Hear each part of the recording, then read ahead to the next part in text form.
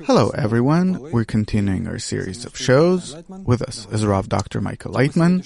Hello. And our topic for today is the meaning of life. Let's start with saying that all throughout human history, people searched for the meaning of life. For example, in ancient Greece, Rome, people assumed that the purpose of all of man's actions is to reach peace, meaning that this is the meaning of life. And of course, each understood what happiness their own way.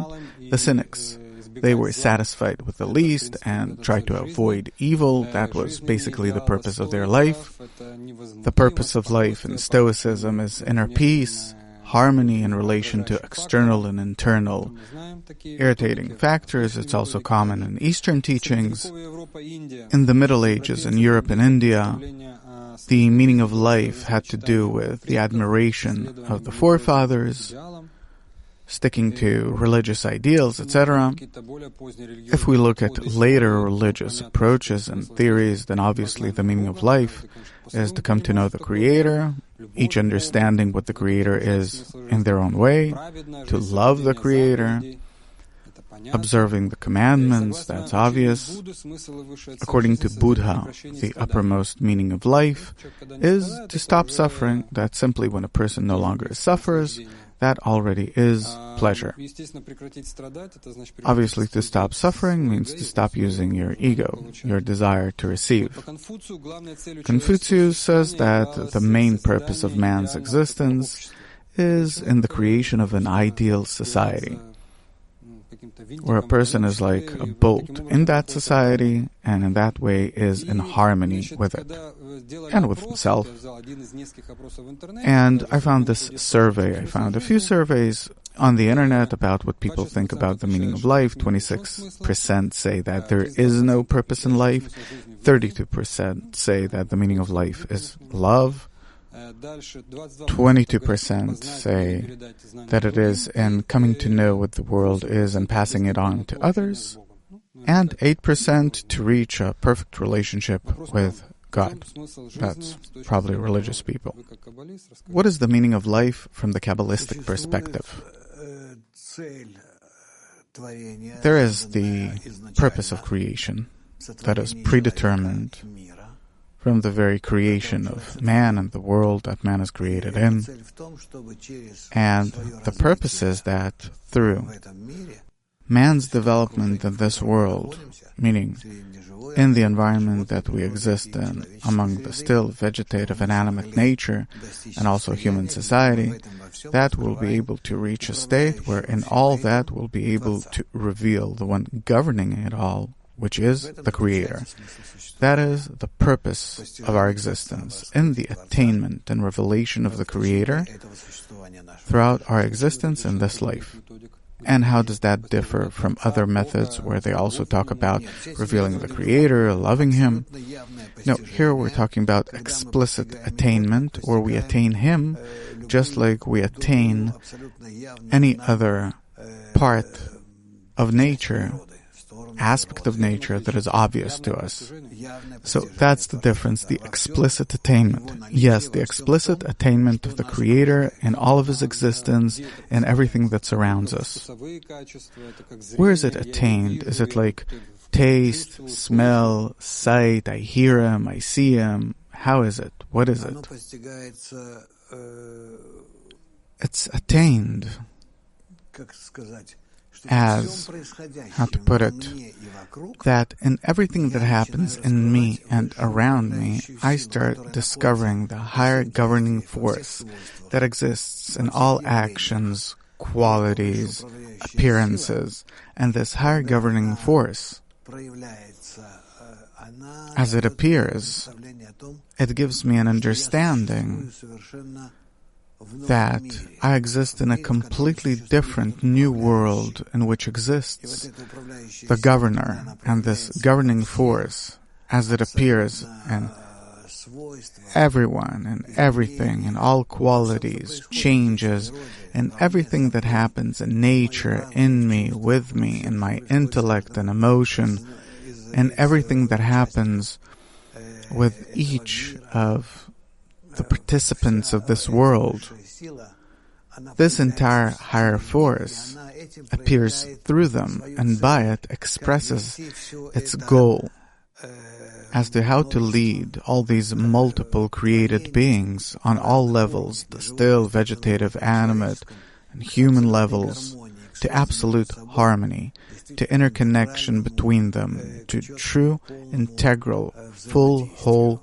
and complete interactions.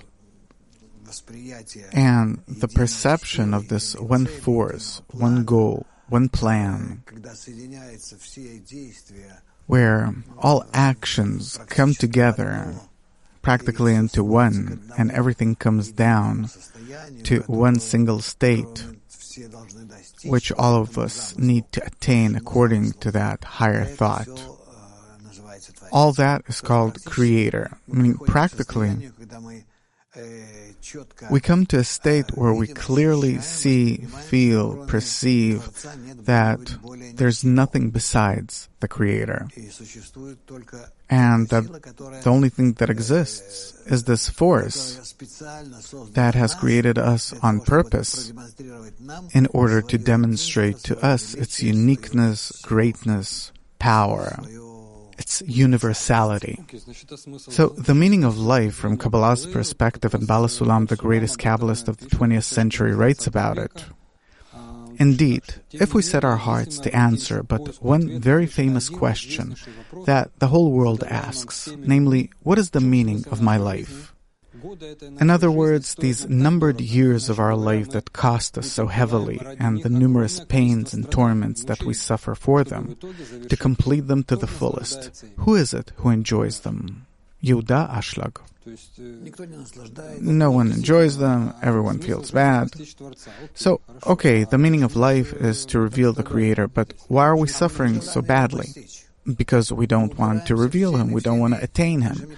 We are holding ourselves back in whatever way we can in order not to come near Him, because to come near Him costs us great pain and suffering, because He is the quality of bestowal and love. We are the quality of reception, an egoistic quality, the quality of hate, rejection from others. And thus, when we begin to gradually, somehow, come closer to this, attain maybe some qualities of the Creator, of bestowal, love, participation, etc., we start feeling very bad. Immediately, instinctively, we jump back. Really, I thought that to the contrary, that a person suffers as a result of not receiving enough, and not because he's not bestowing, that he's not like the Creator. Right, but I'm not talking about those people that instinctively act in our world, but I'm talking about those that heard about what the wisdom of Kabbalah says. And how can we come to that state of joy and happiness where we will be above our ego that constantly degrades us, restricts us, limits us, etc.? So man is the desire to receive, and the Creator awakens suffering in him by not allowing him to receive, or allowing him to receive little, creating a lack. And from that state, a person begins to search for the meaning of life, he finds the Creator, etc. Yeah? So this is how the Creator or nature act, right? Constantly awakening some lack in us. That even if we enjoy something, immediately it disappears. Or even like he says, I think it's written in Buddhism that the lack of suffering is already pleasure. Right. So, as long as I don't suffer. So the Creator does all that. Everything, including everything. There's none else besides Him. Can a person contemplate about the meaning of life if he's satiated, feels good? No, he can't. Once you did a show with, I can't remember his name, I think he was a director maybe. He asked you, so Kabbalah is only for the unlucky ones, meaning normal people that have what to be engaged in, they won't be able to do anything. They're bribed by the good life. And a person feels suffering. Suffering doesn't mean that he has nothing to eat. It's not that he's being pricked from all sides. But suffering is a result of that I want to know, what am I living for? Suffering on the human level, not on the animate one, on the animal level. What do you mean? Because there's suffering on different levels. I can suffer as a result of some bodily pains. I can suffer because I don't get enough money, I'm not paid enough. So it's interesting, all those in the hospitals, they would have all come to study Kabbalah and about the meaning of life. So a person doesn't come as a result of suffering on the bodily level. Right, neither as a result of suffering of lack of means to support oneself. Not by any of these things. If he suffers as a result of not having a meaning, a purpose in life, meaning he has everything practically. Really, even if you take our generation, today people are living dozens of times better than 100 and 1,000 years ago. But humanity feels miserable. Right? Life expectancy has quadrupled. In ancient Egypt, about 3,000 years ago, the average life expectancy was 22 years. Can you imagine? Today you can't grasp something like that. Today at 22 you don't even start your life. From 15 to 20% of people died an unnatural death. Meaning there were constant wars, etc., etc. Yeah, life on the one hand became better. On the other hand, half the population is on antidepressants. Right. So nature creates it all? Yeah, nature. It's our nature that's leading us toward the goal, meaning you have everything besides the most important thing. What are you living for? At the age of 20, okay, maybe you don't think about the meaning of life yet, but when you live for 80 years, here you already have a problem. Half your life you're already thinking about, soon I'm going to die, and what is it all for? What did I live for? What's the purpose? And that's worse than death. Well, that everything comes to an end, that already means that what's the point in life if everything comes to an end? So you need drugs in order not to think about it, and that's what humanity has invented. Right, it's being legalized now all over the world. Is it somehow related? It's not coincidental? Of course it's not coincidental. Because a person doesn't want to think about his demise and thinks about it all the time. So the elites found a resolution to the problem, a solution. It's not the elites. It's today everywhere. It's widespread everywhere today precisely because somehow you need to fulfill your emptiness. But there's the Creator, right? So on the one hand, He gives us suffering. On the other hand, He allows drugs for us to use them. For us to see that that too is not a solution. It's not a solution. That will come to the understanding that using drugs is not a solution. That what? That taking drugs is not a solution. Right. Meaning you can't quench that inner question. No, in no way. Why aren't we taught about the meaning of life? At school, we never learned about it. What would they answer? If it's a religious school, they'd say the meaning of life is defined to love the Creator. Right, the religious talk about it. And that's why today, again, people are turning to religion, because at least there, they say something, right?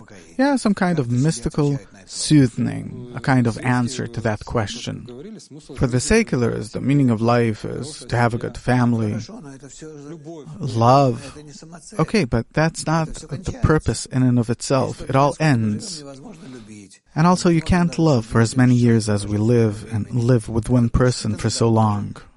It's even calculated by psychologists, physiologists, that after a few years, all the mutual relationship dissipates.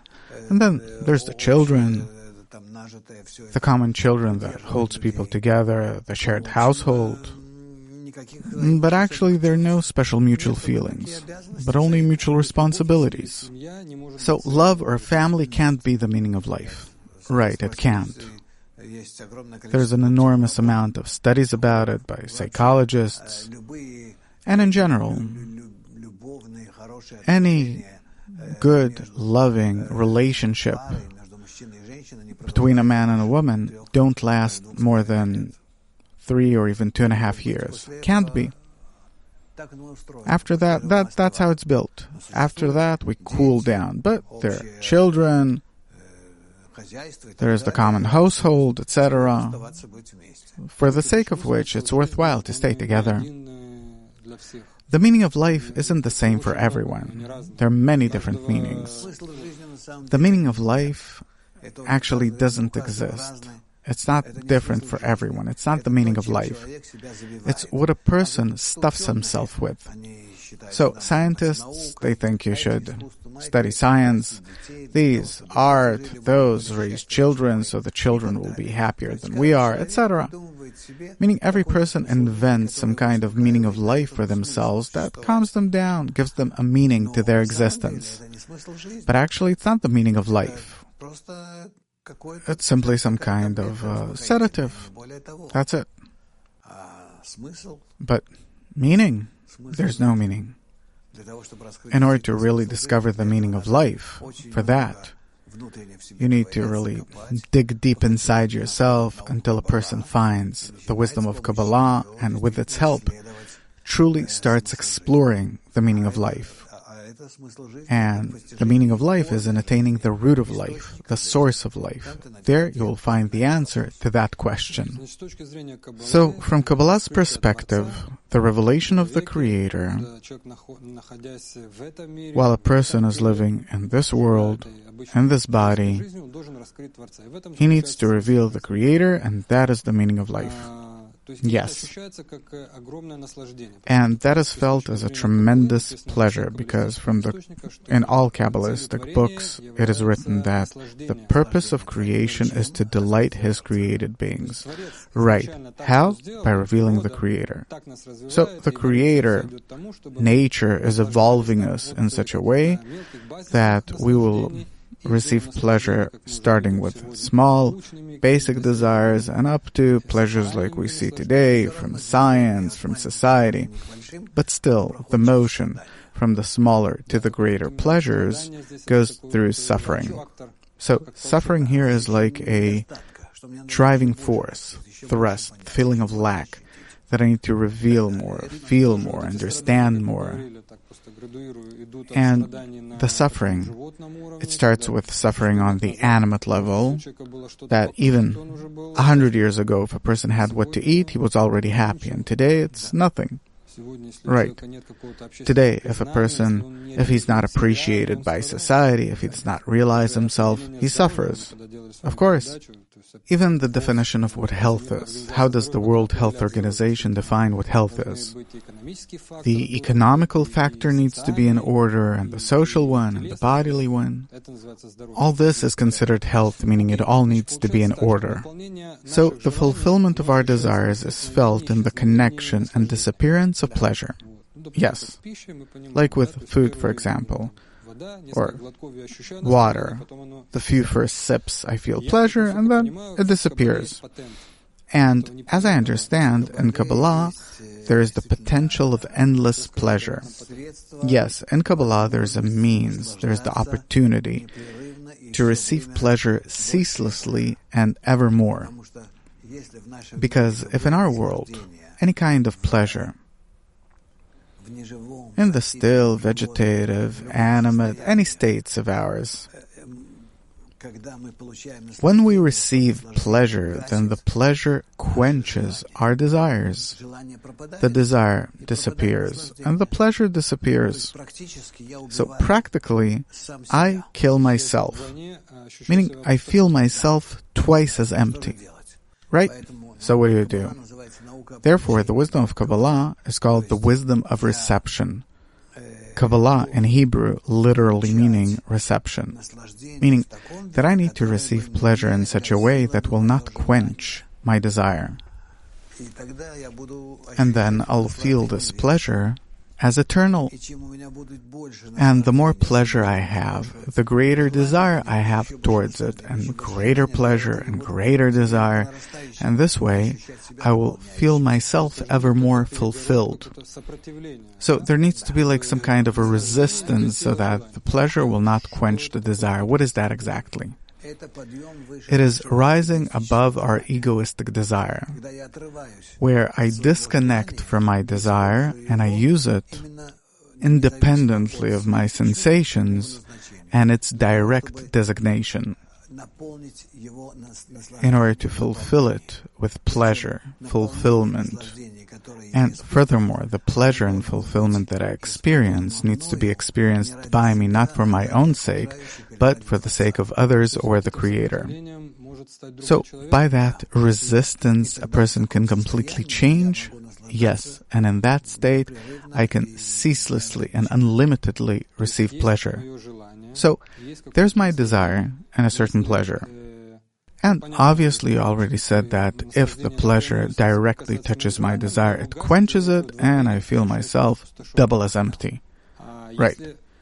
And if between us there is another person, if I'm doing it for the sake of someone else, then I isolate myself.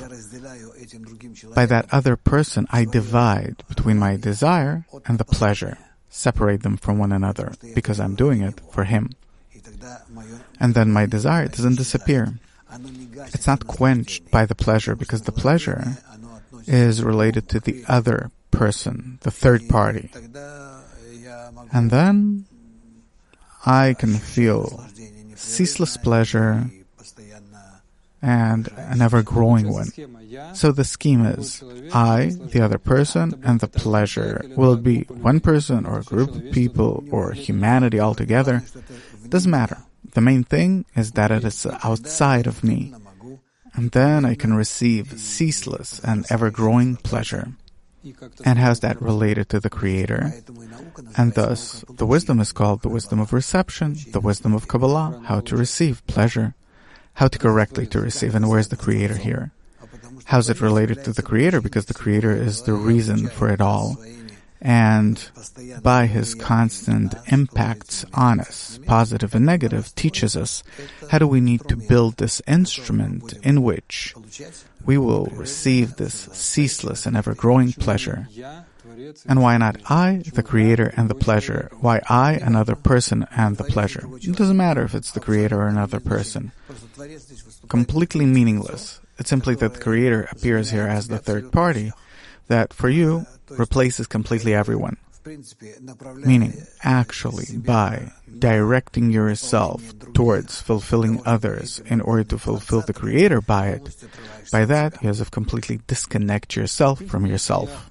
So actually, if I want to enjoy myself now, then I simply need to find some unfamiliar person, some stranger, and do something good for them. So here you'll understand that it doesn't work that way, because this way you start accepting that person as your own self. That person becomes close to you. To give to another or to give to yourself, there's a danger here that you'll associate that other person with yourself. And as a result, you'll start egoistically fulfilling them. Well, if it's my child, then that's clear. If it's not your child, simply a stranger? Yeah, simply a stranger. Happens. So what do you recommend? Therefore, it needs to go through the 10, through a group, not through one person. Right, and to the Creator, in order to put it all on a very serious level. How does the Creator appear here? Does He appear as the fuel that allows me to do something, or is He instead of those 10 people, or as the pleasure that's revealed in them? The Creator appears here as the purpose, the address, toward which my action is directed. I'm doing it for His sake. So I intend to do something good for the Creator, that's my intention, and I do it in a group of people, for the sake of the Creator, through the group of people, for the sake of the Creator. And then I have a very clear, how to put it, very clear intention for bestowal. And how do I know what does the Creator need? It doesn't matter, needs or doesn't need. If this is how I build my actions, then by that I disconnect from my ego. And there's no Creator. It's simply this kind of structure that I need in order to come out of myself and come to absolute and unending pleasure. What do I need to do for them? I need to give something or what? You'll start getting the understanding of what do they lack, and you'll start seeing the opportunity of fulfilling them through yourself, to relate to them in such a way that through you will pass the higher light and will fulfill them. Isn't there a danger here of falling into an illusion? You can't fall into an illusion because it's disconnected from your ego. The ego can't toy with you. It's very real, so real that until we reach that state, years go by. How do I know what they need? Suppose I have several friends, I'm trying to do something, if they ask, they need the same that you need. The absolute same. Well, yeah, suppose I want to find the meaning of life. They do too. They're with you in the same group. So if I help them to find the meaning of life, meaning reveal the Creator, and both they and I understand this, if I care for it, it means that I give to them. Yes, you mutually help each other. And thus this mutual work brings you to one unique desire, one unique intention. You're considered to be connected between yourselves so much already that you don't feel, where am I, where are they? You have a common desire and a common intention, and in them, on part of all of you, of this entire group, you reveal the intention for the Creator. So if I find a group of like-minded people that also aspire to find the meaning of life, that is revealed in the revelation of the Creator in the measure to which we understand it, and I help them to reveal the Creator, and to me it's even more important than if I'll reveal Him myself, then under such conditions will appear between us the Creator. Between you will appear such a quality called the Creator, meaning the quality of absolute love and bestowal. And that's the greatest pleasure. Yes, and feeling it in yourself, attaining that quality, that's the greatest pleasure. And you're saying that from the perspective of Kabbalah, that's really the purpose of creation. Okay? We need to try it. I think that not simply that we need to try it, but that our entire day-to-day life, our entire existence nowadays is pushing us towards that. We won't be able to escape it. We'll have to reveal the Creator precisely due to all of these different states of descent, emptiness, and everything else that we're going through right now. Well, it seems not that complicated to find people that also are searching for the meaning of life, to gather them in a group, that they'll have the importance of this quality. This is what we're actually doing now. What we're doing is that we're trying to build such a group that will be as a standard, a laboratory, in which all those who wish to follow will be able to do it. As Bala Sulam writes, that at first we need to create such a proper society that will serve as an example, a role model for everyone else, and then everyone else will be able to act like that society. This is what we want to come to. It's interesting that you can't do it with people that aren't searching for the meaning of life. Right. You can't take someone simply off the street and try and do something for them. You need people with the same goal. Why and what are the rest of the people for the 8 billion? Gradually they'll feel that they don't have a meaning in life, that they need something. Maybe not so much as the attainment of the Creator, but the different negative qualities and aspects of their life. They'll feel and reveal them, and nonetheless, in order to get rid of them, they too will need to be in such groups that attain the Creator. Not on the same level, on a lower one. So, today there are about 8 billion people. And suppose I can find 1 million people that are searching for the meaning of life and want to reveal the... And, there are billions of people that have some other meaning in life, and we're not saying that ours is the most correct one.